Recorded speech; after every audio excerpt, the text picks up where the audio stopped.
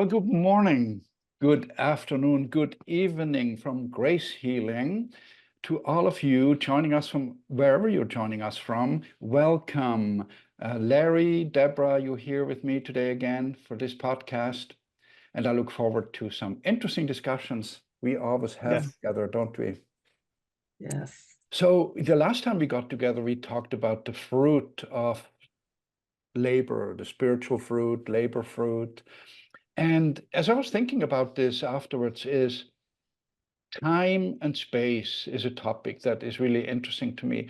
And so I was digging in a little bit and thinking about what does time and space mean in the context of our reality that we live and in the spiritual and divine context as well. So as I'm thinking about when I go to bed at night for 7 hours, sleep for 7 or 8 hours, the next morning when I wake up, it feels like time stopped, right? We don't know what happened during that time. So I'm wondering, well, has time really stopped or what happened there? Another occurrence that I had, I was walking in our neighborhood and I was smelling the smoke of a wood fire going on. A neighbor was making a fire. And all of a sudden I remembered my time as a 8-year-old Boy Scout in Switzerland making a fire. And it seemed like I'm there. It's exactly happening. So, but it's not the same time. Yet I have the emotions and the feeling of the same, experiencing it over again. So time and space, from that perspective, I find very interesting. So I was listening to a video, and I recommend that anybody who is interested to get really deep into time, space, time, watch that video called "What is Time" by Professor Sean Carroll. And it's part of the Great Courses series on YouTube that you can subscribe to. I listened to it, and the longer I listened, the more fascinated and confused I got, quite frankly, because time, how he looked at it from different perspectives, from the philosophical perspective and the scientific perspective, what time and space means. So just to frame our discussion today, from a philosophical and theological point of view, we say that God precedes time and has established what is before time even began. So that will be one topic we're going to talk about. If you look at the scientific part of time, how the physicians, not the physicians, what are they called? The people that work with physics, how they define time has evolved over time too. Albert Einstein came up with the relativity theory, which is not easy to understand. It's basically just merging 3 dimensions with the 4th dimension of time. And then the quantum physics, which everybody's talking about now. So there are some philosophers that said, is time real? Is it real? And my question really I want to start with is to you, Larry, is how do you interpret the concept of God existing outside of time? God is everything, right? So God is time too. How do you put this into the context of God is everything? If time may not exist, or does it exist? One of the things that we have to be careful of is time as we perceive it is a construct of the mind. And our mind tends to superimpose its limits on our experiences. We're the ones with the limits, not God. God is limitless and preceding the measure of time. Like even when Yeshua speaks, there's times where he speaks of before time, or the living word was spoken before time. The manifestation of creation was spoken before time. So time, I believe, is a construct of the mind established in order to measure, and I know that theologians and stuff don't really agree with this, but it's to measure the existence of humanity, and in my understanding from the covenant of love, the restoration of the heavenly realm. And we have to take great care to try to explain the limitless or the infinite with a limited mind.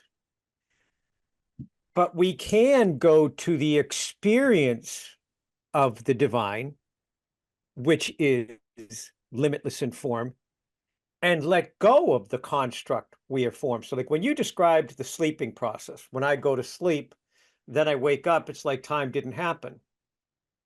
Honestly, I don't experience that, because even my time of sleep is prayer.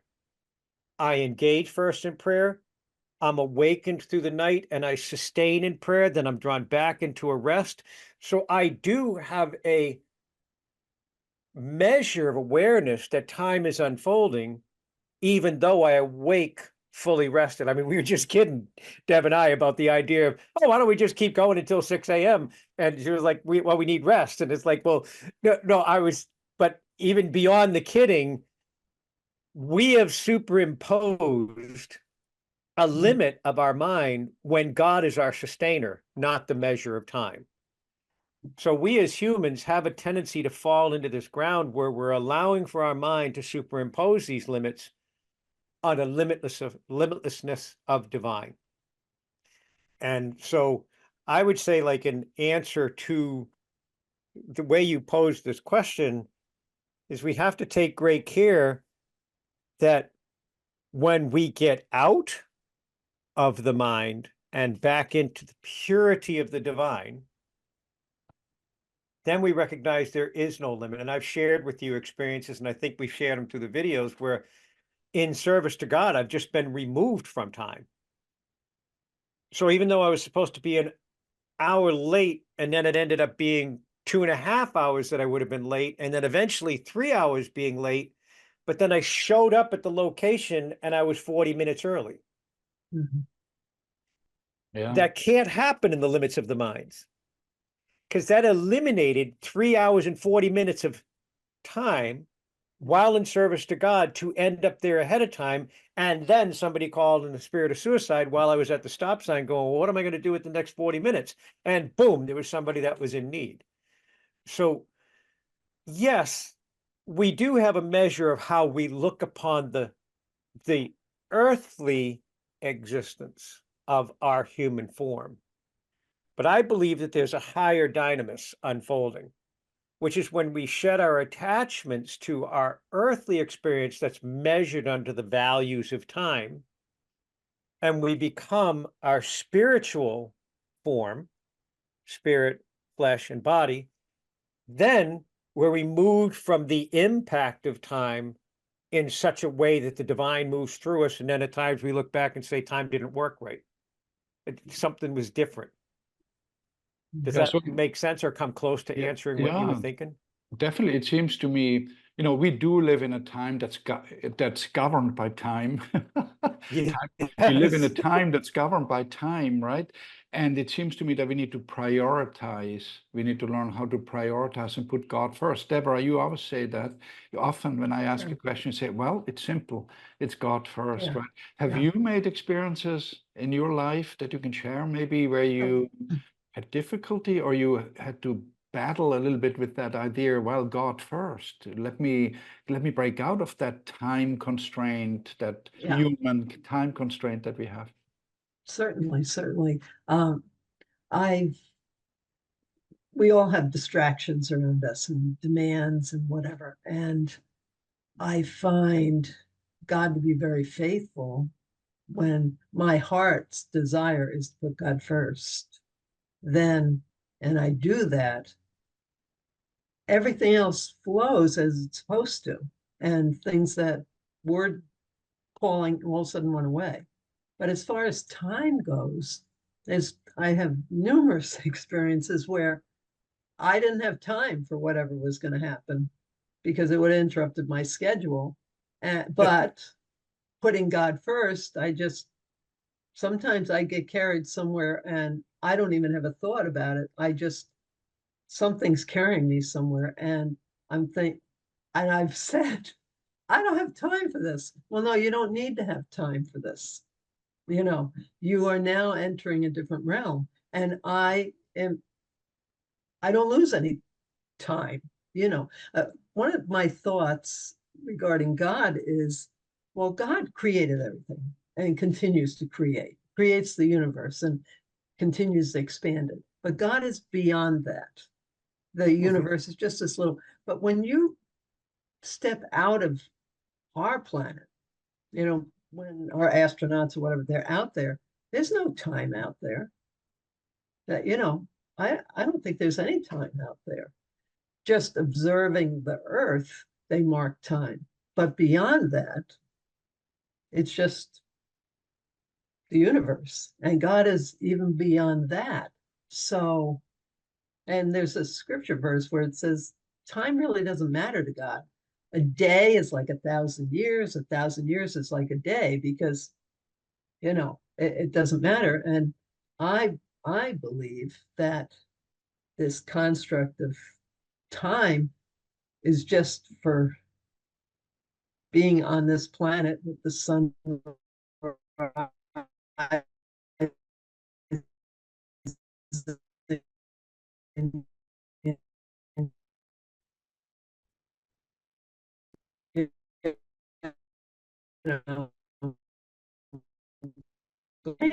adventure. Only the demands are of the day, and I think, wow, we'll see.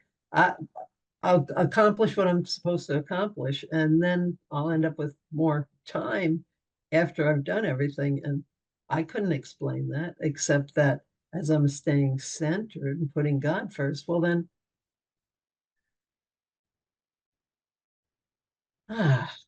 just, there's a verse in Psalms, flow into me so that I can follow your flow. So God first, I'm going to be centered there, and then off we go on a grand adventure, and we're not confined by really anything, And Can I pick up on part of that? Yes, I was, Like, yeah, like when you said to God, a day could be like 1,000 years, or 1,000 years could be like a day. That's what I meant by the limited aspects of our mind can superimpose limits on the limitless. And one of the things that I had received, and this was around the same time as the covenant of love coming through, and I had prayed over a woman that was in her 90s, and I was in my 40s. And as I prayed over her, there was an instant knowing that we were in the heavenly realm together side by side, yet we entered the earthly realm at the same exact time. mm-hmm. But she was 90 something, I was 40 something. I was 42, she was like 96. But the two of us had an absolute clear understanding that we had remembrance of one another in existent form, about to enter the heavenly realm. And like I said, time was an instant. And this comes out of the limitlessness of God, not the limits of the mind. Yeah. We are limitless in God. We are spirit first, walking a human's existence, returning into spirit. To us, in that form, this is like a day is 1,000 years, 1,000 years is one day. To our experience. So really, is there any time, or is it all just now? Because from God's perspective, everything is now. Yeah. And God is so limitless in nature. God knows how the personalities of Andreas, or the personalities of Larry, or personalities of Deborah, or personalities of anybody in the audience, God is so limitless, so omnipotent, so omnipresent. The nature of his living being knows the impact of each relational encounter of everything in creation to produce the reality of what now is on the universal plane. So, I mean, to me, this should help people go, wow, in awe of God. Mm-hmm. To know that all this is not held together by fine threads about to rip loose at 180 miles an hour, but all of it's held together by a strength of awareness and a limitless of understanding that we can't even comprehend within the limits of this mind. Yeah. So if we would open our hearts to the possibility and reality that God within, resident within us, by the invitation of Yeshua's presence, is the one thing we should pursue, and discover God within, we would recognize that we are all that needs to be present for the moment. Because in this now, God can utilize us in any way that God wishes, including these moves and measures and taking us out of time. You've experienced them. I've experienced them. I'm sure Andreas has had experiences. And then also, if you look at the construct of time, just the physicality of it, what we've witnessed through our lives, when we were kids, I won't speak for all of you, but I've shared this with you before. When we were kids, summers went like forever. They went, Yeah. and summers lasted forever. And we as kids, our parents say, oh, wait until you get older, they'll just blip by. But kids, we saw it as this long, protracted existence, and just life was full, life was filled. We were doing stuff all the time, out in the morning, back at night, and it was just this constant flow, and time was different. Now, even kids are saying, where did the summer go? Time has changed. There's been a difference in the measure of time. And I don't know if you want me to get into that too much, but I've seen a measure of time and how the day has changed, that we have less hours on the spiritual plane by the day. And that's why corporate entities are looking at it going, wait a minute, we were supposed to invent computers and all these special things to save time, yet we have the same number of employees, the same number of responsibilities. Computers were supposed to save time, but we're still accomplishing the same efforts in the same measure of time. Yeah, yeah. Why? We were supposed to be able to diminish that. People don't understand that we're in the time of diminished realization of measurable time, because we're approaching that time of the transition of spiritual revelations and stuff. So there's a lot that's unfolding in that. I don't want to unpack it too much unless you want to, but Well, there is a lot that's unfolding on that level. yeah, I wanted to tie in where you said, made the difference between when we were children, we experienced Yep. time differently than when we got older. And I think maybe this has to do with how we relate as children to each other and to situations, and that's how we experience time, you know.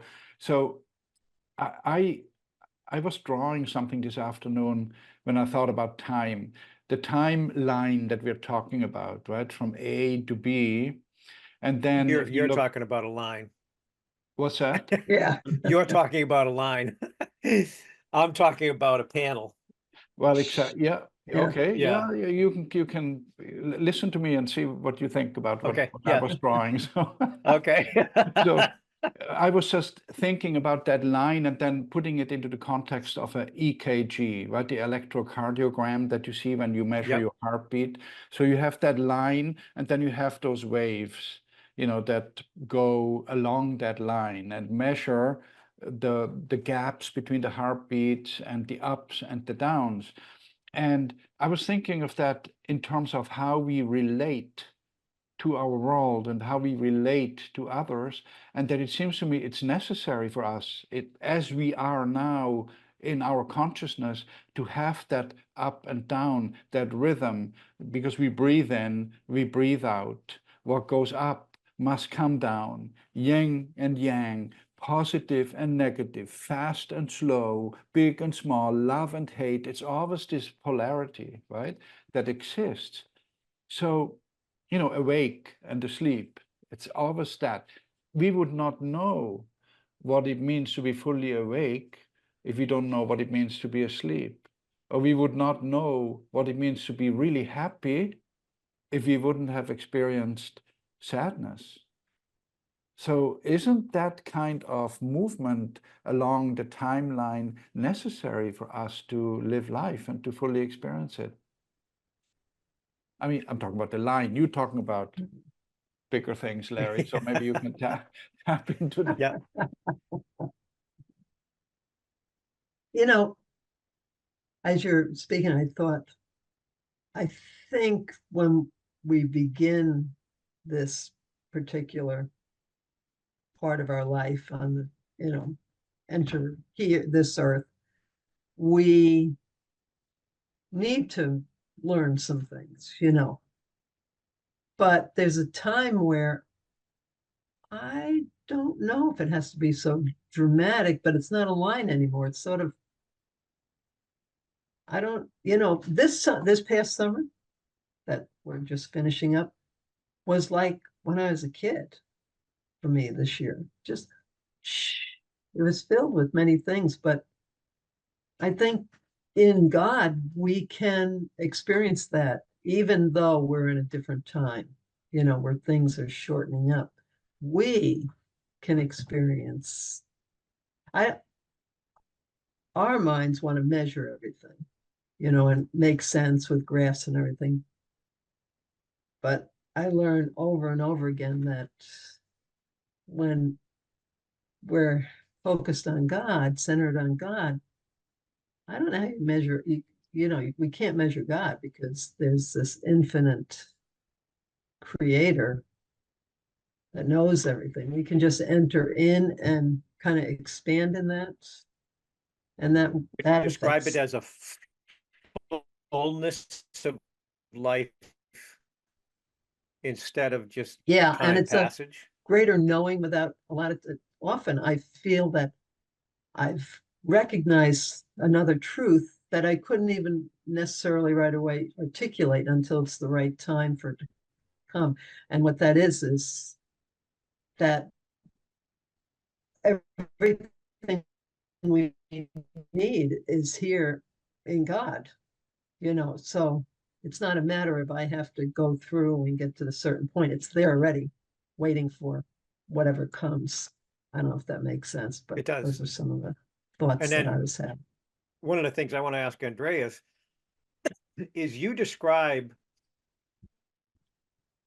like you can't know something unless you know the polar opposite. Mm, And I would kind of question that because it's like if we name happiness, happiness is fleeting and an emotional response to something of great joy, but joy precedes that. Joy is constant and ever present. It mm, comes if the divine is always present within you. And that's why when somebody's experienced a grieving process or whatever, and then all of a sudden they're laughing, joking, having a ball, because joy is ever present. But even the intensity of the moment, as it tries to draw them out, all of a sudden they're brought back to this joyful memory in recognition. And the joy overtakes the grief of the moment. So I don't know that you need the polarity to understand joy yeah. or to understand happiness or to understand the difference between darkness and light, because from the divine, you would be that which is light. You wouldn't need to know what it was like not to be in the light, because you would only know that which is light. So I think part of the limit of the mind is we're looking for that polarity, that yin and yang. We're looking for the process of circadian rhythms to no rhythm, to imbalance, to sickness. And I believe that that's part of the limit of the mind that creates decay and supports decay within us, because we start to use time against ourselves instead of surrendering time over to God's use and say, all that I have is yours. I am nothing. Manifest your presence through me. And then, like Deb was saying, she had an amazing summer filled to overflowing with life. And she lived a life that was God experience in the now. And it seemed like it was a longer summer. Is that what you meant by this summer? Yes, yes, Because yes. as God in the now, the time becomes more protracted in sense because it filled with more life experience, Yeah, not just the polar opposites. It's yeah. filled with the divine presence through the experiences that we go through. It's richer, Yeah. and And if I fuller. can share with, I mean, like you're dealing with a lot with your family and taking care of your husband and his later year responsibilities and all the stuff that he's facing medically, yet you're still embracing God Mm, in this joyful presence, loving your grandkids up, yeah, filling with life around it, finding a balance between meeting the responsibilities, but again, like you described so beautifully, so often, God first. So many of Yeah. the people in the audience might just be completely lost in the time of, oh my God, I gotta go see my wife again because she's dealing with dementia. And they're caught to this constructive time instead of celebration that I get to go be with her, even if she doesn't recognize me. I remember who she is. And you can move to this place of celebratory recognition that God through me blesses his daughter, or God through me blesses his son. And then you Yeah. start to live life fullness without the construct of time to take it away from you. Something I often say is whatever we focus on grows bigger. So if we focus on the burden, or, and see it as a burden, whatever, focus on something negative. Well, actually, it's only one thing that we can focus on that can't get too big, and that's God again. So by God first, saying, okay, and I don't have this down pat, but this is my practice. This is my pursuit. This is my desire. And so when I do get distracted, it's not for long, because God, in his grace or grace, brings me back, because it's really a love affair, honestly, so Yeah. it's like, come back, come back. This is where, all this peace and joy and love reside. So, Yeah. the more you experience that, the more you don't want to wander from that. So, Yeah. So maybe it is we are bound to the limits of our mind. I'm talking about the human mind, not the God consciousness, but our own human mind. We're trapped to a degree that we only look at that up and down, right? That I described.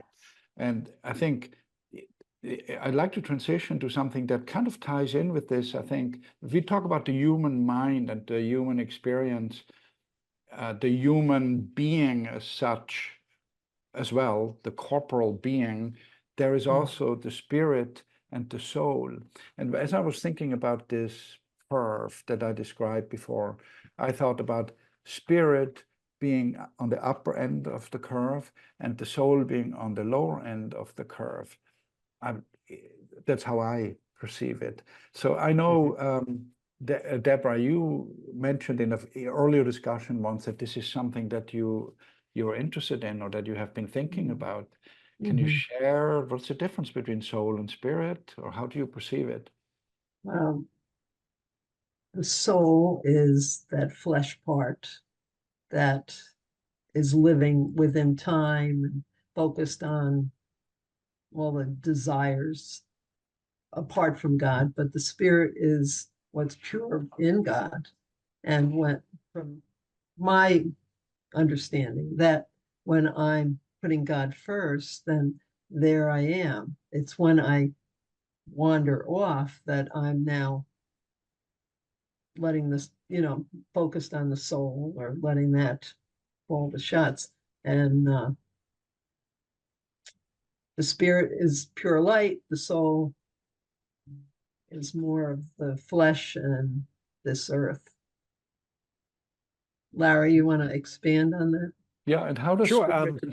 spirit and soul interact? Well, if we want to go back to like what Yeshua was speaking of, and like honestly, and I know Deborah and I have talked about this before, that I have dealt with so many ministers, so many people of a theological training, seminary training, and not one of them I have ever encountered gets this. And I have seen some amazing teachers coming out recently with incredible historic knowledge on biblical understandings, incredible biblical knowledge on the prophetic awarenesses of what's been labeled within the Bible and being correct over 300 times, which they said even one alone is statistically impossible. So, these guys are covering a lot of ground, but I keep finding that they miss this understanding of what it is to be created in the image of God. Because and Deborah and I were talking about this before, that all of mankind that I've seen, people say, oh, we were created in the image of God. And they pass by that statement, not even looking at it to say, well, what exactly does that mean? Yeah. And from my youth, I've always held this within me going, well, it means this. And they, argue with you. Or no, no, no, no, that's not right. That's not right. Oh, quiet down, kid. You bother me. W.C. Fields, give Yeah, me a yeah, drink. yeah. Get out of here, kid. You bother me. And it was just like, I was like, well, no, well, why don't we look at what Yeshua said? He was speaking to us of things of a spiritual nature. And he said, live not of the flesh and set aside desires of the body, live as the spirit, so that the fullness of God's glory is known through your being. What he just named is how we were created. We were created as triune beings. And if you look to shamanic teachings or you look to different spiritual teachings, everybody talks about the soul and body. It is so rare that I hear anybody speak to the triune nature. Mm. So what I understand that the triune nature to be is spirit precedes all. Yeah. Spirit was once known as pure and perfect within God, without limitations, without veils. That's when David speaks in scripture, and Deborah could probably help on this, but he says, Yahweh, before you established and formed me within the womb of my mother and knit my bones from the dust of the earth, you knew me perfect. Yes. That's the spirit form.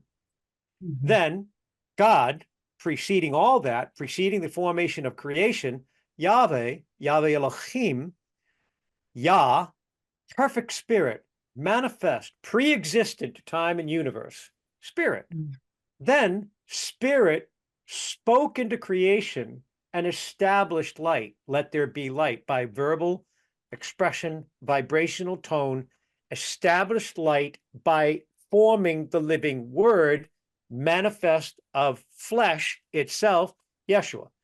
So God established an image of self that was flesh, meaning not just the soul, but the connecting point from spirit unto body.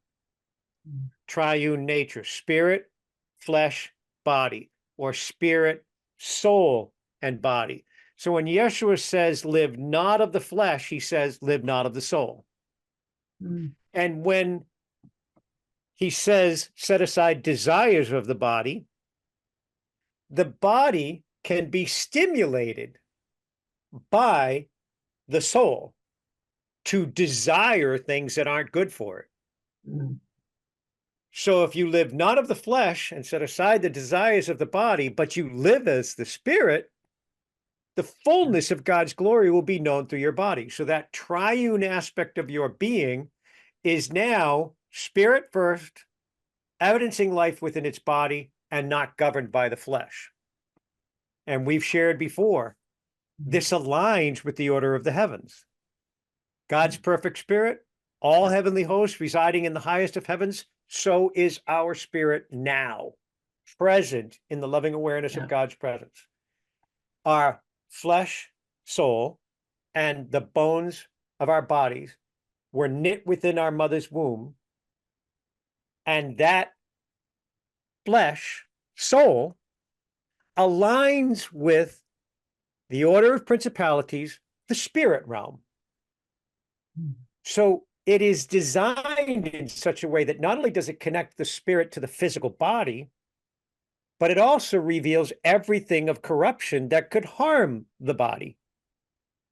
So if we understand that, now the triune nature, if we shed the things of the flesh, choose not the desires of the body, and live as the spirit, our body will evidence the divine. We will not be limited to the construct of time. We will not be taken by the suffering of disease.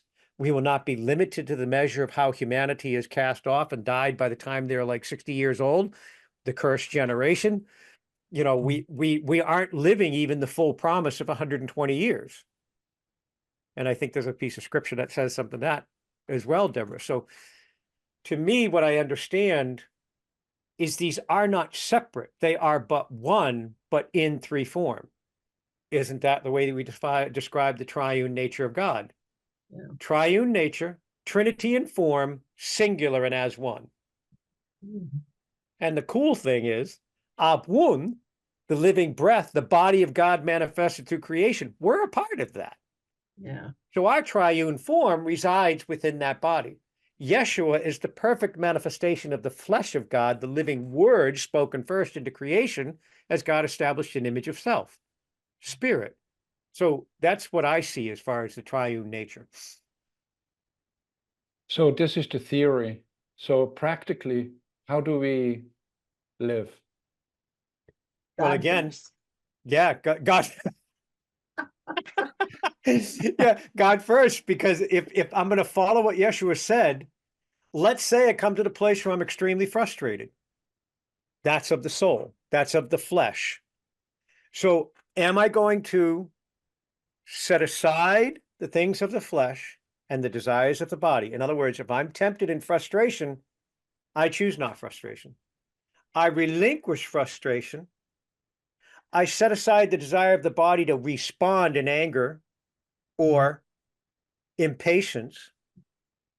And I replace that with God's presence and live as a spirit as I move to patience, clarity, long suffering, or whatever, what long standing, I guess, forthright nature. I would move in a forthright nature with a clear understanding, full wisdom of the divine, and I would evidence the higher state of my being through my body by living as God would respond to the situation, not Larry of the flesh. And there's people that will be watching this that will say, yeah, well, that's great, but how do I get from turning that frustration, and not giving into it, because until that point, that's how they live. And I would say, we would all say, I'm sure, again, God first. And the more that we do that, then it becomes more natural. It's our go-to when something rises up that's not of God. It's more obvious, when you're not putting God first. Human beings, we're just living our life, and buttons get pushed because of past experiences and everything else. And now we encounter this amazing God and realize that we can be tapped in at all times. We just have to connect, but God is present, available right here. And the more that we practice this, like anything else, it becomes second nature. It Right. it rises up more quickly. Well, we've shared this before. My hope is that it becomes first nature. Because as Correct. like back to Andreas's question about time, Mhm. we are in the now. However, we have walked a measure of time where we've developed a certain behavioral response that requires these ups and downs. Yeah. And that requires our imbalances, requires our lesser responses. It does require a personal decision that no. Like you're saying, God first. Frustration. God does not utilize frustration. God comes with patience. I'm feeling frustrated. You have to make the conscious and willful choice that, no, I want to embrace God here, which means I choose patience over frustration. So our life experience until this now may have been filled with many times where we've been frustrated with people. It is, are we going to choose the love that we are extended by God and embrace that love personally and deeply?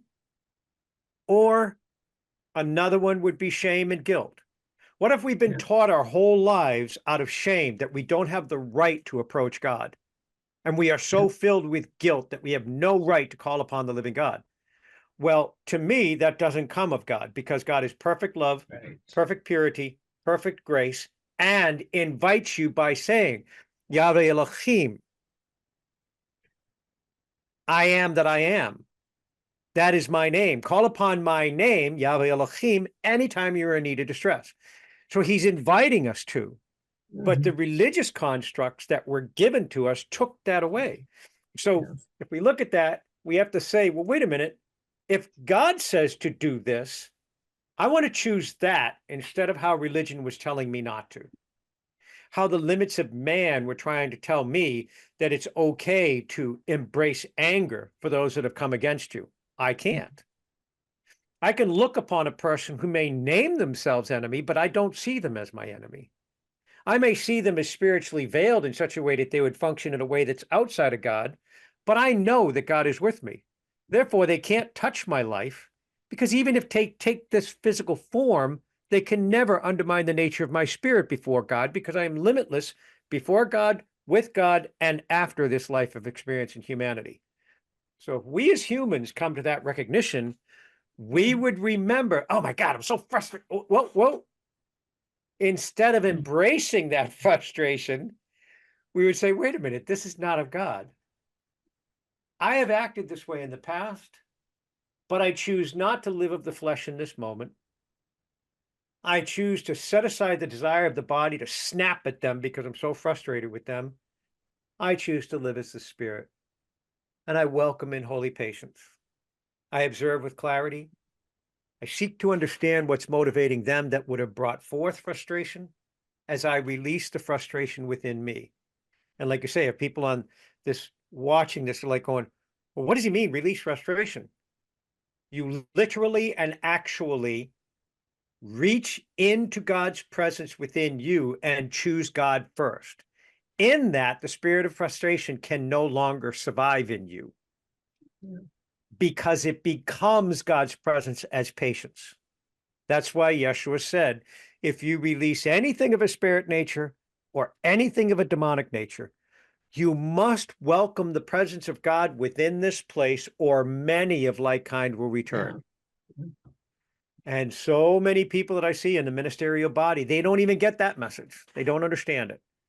But if you understand the triune nature, spirit, flesh, and body, and then you understand those warnings, live not of the flesh and set aside desires of the body, live as a spirit, that the fullness of God's glory would be known. And if you release anything, spirit of frustration, spirit of anger, spirit of hostility, spirit of the enemy, spirit of a warrior, you release all these things and embrace the spirit in its place, you would find I need not the warrior, for I am present within God and nothing can bring me harm. Yeah. And you would find that the war would quell, it would settle, it would not be a battleground anymore. We have tried this for some 2,000 years now, right? And we are still bashing each other's heads in, humans. Well, no, we haven't tried. What's That's happened, true. if you look at, now I have yet to find a religious body that's not teaching it. They still think there must be a warrior present. Yeah. I mean, like you could even see, like, I'm not even just picking on Christianity. You look at Muslims, you look at Buddhists, you look at Taoists, whatever. There's actually this time back in like, what was it, like 1998 or something like that, where there were Buddhist monks throwing Molotov cocktails at each other from hotel to hotel because they were so ticked off about what one group and sect believed and the other group and sect didn't believe. Oh, yeah. And you think, Buddhist monks? You know? Yeah. But Yeah. there was this mindset to train as warrior, to harden oneself, to sustain only that which you believe and perpetuate that upon others. Therefore, that hardened mindset turned into war against each other, which they believed the same thing.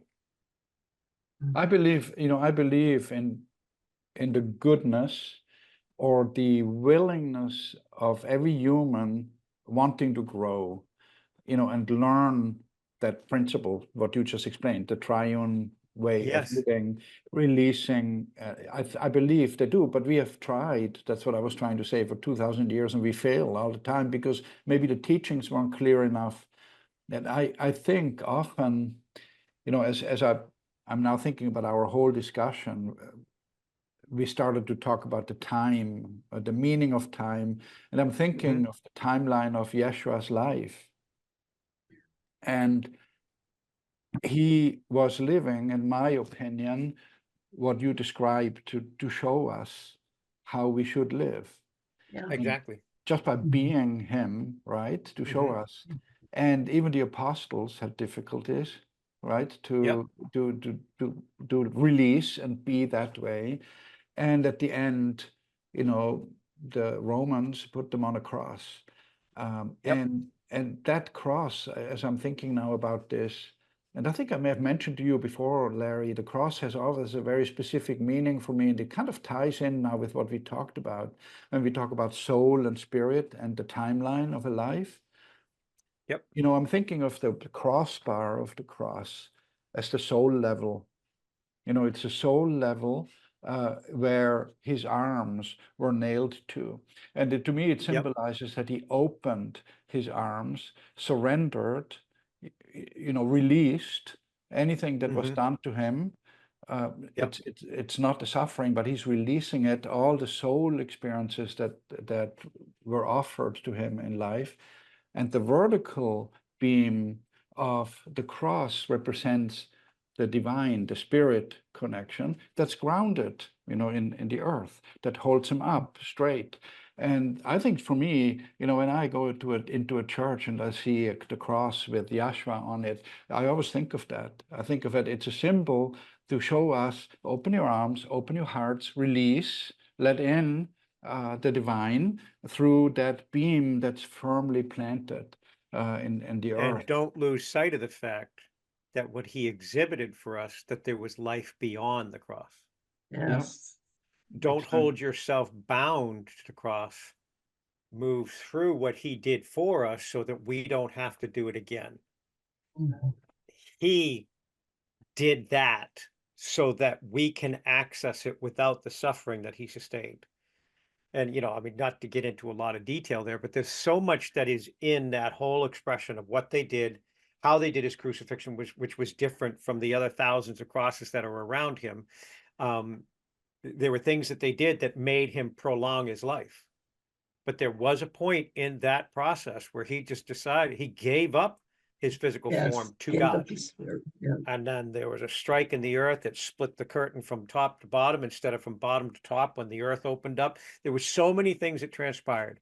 And I would encourage people to reach into the scholars that truly understand the actual historical event behind that, because it can't be explained away. But he was providing for us an example that even in the greatest level of suffering, so much so that they laid his back open so bad Mhm. from the scourging at the pillar that when they laid him on his back was so wide open that it laid over the wood of the cross. Mm. And even in that, he chose not the flesh, he chose not the body, and he spoke words of life. Yahweh, forgive them, for they know not what they do. Yeah. For it is the spirits within them that govern the nature of their actions. Purify and sanctify them that they would see your presence in love. He's conveying this message after we tore him apart because he knew life on the other side of this. Yeah. And he was trying to exhibit us, even when his body, there is no physical reason why his body even was able to carry the cross. From a scientific standpoint, they saw the way he was laid open and all that he went through in the scourging and the pillar. Most people didn't even survive the scourging. But he chose the spirit over what the physical of the body was evidencing. Mm. And he lived it to present glory. So if we're going through life sufferings, we're going through difficulties, can we choose the life on the other side of the cross? Or are we going to leave ourselves strapped to the cross to make sure we experience the fullness of that purgation, that propagation of up and downs? I would rather say, you know, Yeshua, I know you as life. I'm Yeah. going to embrace the life and invitation you present to me in every single moment. And I'm going to embrace it in such a way that it manifests life in this moment, that people would know of God in the midst of this darkness, that they would be light in the midst of all that they face against them in this moment. Mm. So isn't it wonderful that there is time? We can recount, we can, you know, that story, that life, we can recount Yes. Yeshua's life. Yeah. So time is a good thing in that respect, right? Well, that's like when you shared the video with me of the now, he's trying to convey, but the now takes away the reality of the experience that we formed within the construct of our mind that holds value before God. Yeah. There is a value to the fact that, like, you know, parts of my story that, you know, there were people that tried to take my life. I get to look at them in love. They cannot harm me anymore. I get to extend to them God, not my desire to hold them to an act that they undertook. I get to embrace God in its place instead of continuing to perpetuate the suffering they were trying to convey. So again, when it comes back to our beautiful sister Deb talking about God first, even in how we view the past, in the now, I would rather look to the past. Please, for those of you in the audience, many people in counseling, many people in help and guiding people today, they keep talking about the word trauma and how it defines you, how trauma defines you, how the experiences of your trauma define you. I disagree. I've been through traumas that I haven't explained on these videos, and I don't see them as trauma now. I see them as an instrument that God can use to motivate, bless, and guide others. I am not defined by them. I am defined by God. And I get to witness those situations for the sake of serving others, not bringing myself forward as broken, but witnessing the brokenness and harm that was inflicted. And I know it brings me no harm on the nature of who I am before God, because I choose the spirit, which was never touched by those things. It was my soul and body that was physically harmed, or my soul that was corrupted by the anger or unforgiveness. That is all shed. I choose the spirit. Now my flesh functions with clarity. My body functions with strength and fortitude. Absolutely. If that makes sense. I've had the same experience. I remember as a teen running out of the house, shaking my fist at heaven, saying, "Why?" And now I say, "Thank you. Thank you." Yeah. Honestly, because here I am, and when I speak to people and they're experiencing some of, like I have, if we look to God, Yeah. and then through all that, it didn't define me. It did for a while. I believed the messages, but with God, I discovered who I truly was. And here I am, whole, not defined by all that past experience, but because of those experiences, now I get to speak into other people's lives because we can relate. Yep. And that's Exactly. a gift. That's a gift. And thank you for explaining that, because it makes me recognize something that I need to say about mine and be transparent. I was not able to dismiss these things instantly upon their occurrence when I was younger. It took me finding that the limitations of my mind were holding me prisoner to those traumas. Yeah. When I found my personal union with God, they became like a no thing. And I'm talking about a realization of absolute love that is indescribable, because I was led at a time in my life where everything was blowing up in my face, and I just searched until I found God. I was just rending away from myself beliefs that I had been given, that I agreed with out of discipline and responsibility to a belief, but I never quite believed them. And I had to let go of those and rend those away. And I had to come to the pivotal moment that it is God, wait a minute, pure, perfect love. What I've seen as love is not pure, perfect love. Correct. Yeah. I want to discover that which is you in me. I want to know you more deeply. I let go of this term God. I let go of this name Jesus. And as we shared, Jesus, the way they named it in the Latin, that was not his name. But it took me letting go of these things to hear Yeshua.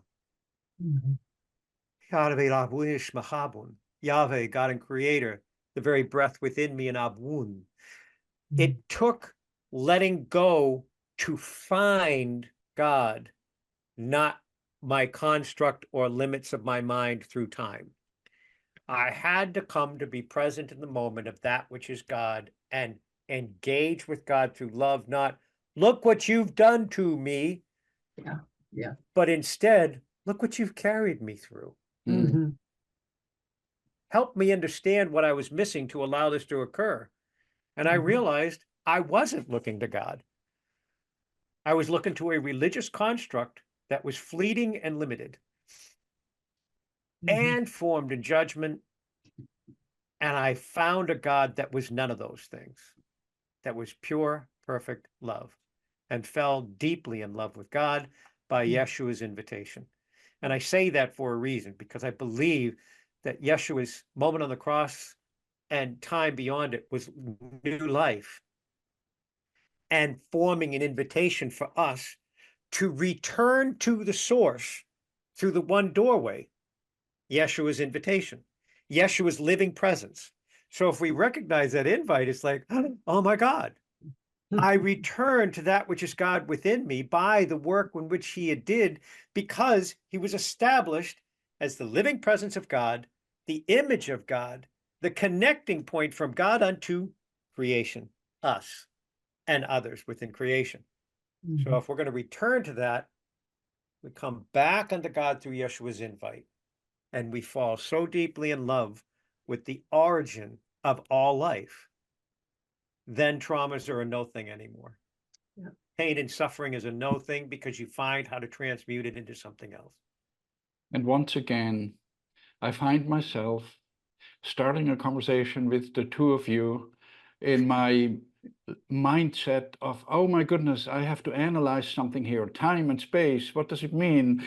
And come to the end, and I find out, there's actually a blessing. We can learn lessons from our past, from our present, and to carry it into the future. And by living that new life, looking at God first, we can be an example, for others, and that will change the world. And like you said, Larry, yeah, in the last 2,000 years, we have tried. Humanity has tried, but failed many times. And I think we are coming now into a time where more and more people wake up and realize, God first, and we just have to practice that. So I think as we Can I wrap blow it your up, mind one more time? yeah, oh, please go ahead. Because one of the things that I'm seeing in a lot of the science fields right now is everybody's arguing about time. What's the length of time? What's the breadth of time? What's the expanse of time? How is it of impact of time? This billion years, that 47 billion, 690 billion years, a trillion years, whatever the universe is, reaching out to the light as far as extended. What if God is so so unlimited and limitless? What if God created a universe containing time? Yeah.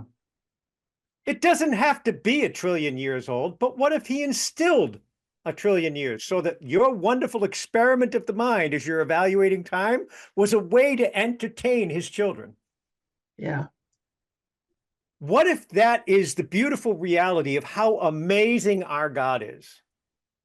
That our living God sought so much of us that he would give us life and a beautiful playground to search understanding. But if we would search his presence within, we would have life more abundantly as we walked out this wonderful journey on the beach. Just a thought. Yeah. Amen. Very, very, very enticing thought, Larry. Deborah, do you have anything else you want to add before we wrap it up? A phrase from scripture that keeps running through my mind is that we're seated in heavenly places. And when I put God first, and I'm staying centered there, I get to experience that, being seated in heavenly places, having that peace and that joy right in the midst of whatever, and you could spend, doesn't take any energy to find something to be concerned about. But when you're experiencing being seated in heavenly places, you're in this perfect place, perfect peace. And then none of that matters because, And that place is not beyond Venus. It's right in here, yeah. right? Yes. Exactly. Yes. Yep. Agreed. Yeah. Yeah. It's Good. so Well, amazing. great. Can I add to your scriptural reference? Yes. And please bear with me, because you're the one with the scriptural knowledge, not I, but I think there's some point in scripture where it says that yes, you are in the world, but you are not of the world. Correct. So the reality is we may be here and in this place in the now, but this is not where we are of. Correct. We are of the creator.